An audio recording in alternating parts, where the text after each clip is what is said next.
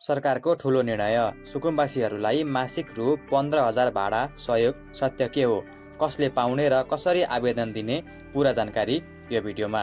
Video हेर्नुहोस् र आफ्नो विचार कमेन्ट गर्नुहोस्। लेटेस्ट नेपाल अपडेटका लागि सब्स्क्राइब पनि गर्नुहोला।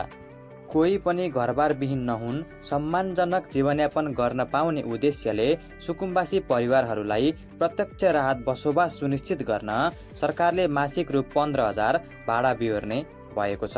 सरकारले लाल पूर्जा वितरण नहुँदासम्मको लागि यो व्यवस्था लागू गरेको हो।